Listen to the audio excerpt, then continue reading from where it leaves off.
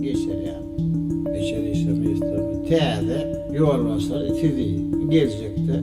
Niye de hem işsiz? Onun için büyük olur. Ayçaklarımız var.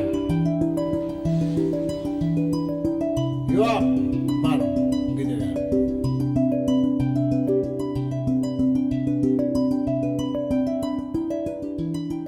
Mülkü. Siz önünüzde anandan kulluğu yorğası etmekte işten dövümüz en sevmemden büyüklü kemçiliklere yol verdim.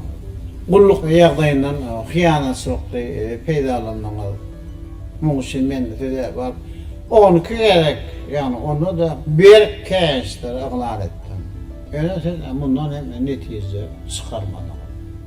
Sonra da ben işte koyuyorum. Büyüklü kemçilikler için Sedi, içeri işler ministri, o devletinden boş odiyar ve polisanın general, lieutenant yürüttü adamı değil, polisanın mayor diyen adını düşenli hem Peter diyen şeyden, Sedi, devlet tiyologların aklından hem mahrum ediyor.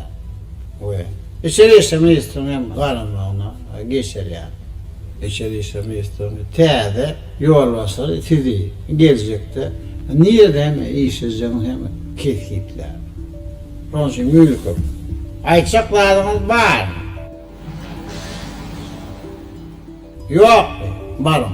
Gidiverim.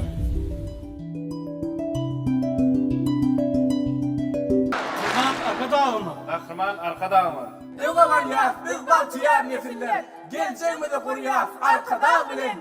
Yaşlar öne var ya? Arkada bilin. Yaşlar öne var ya? Arkada bilin.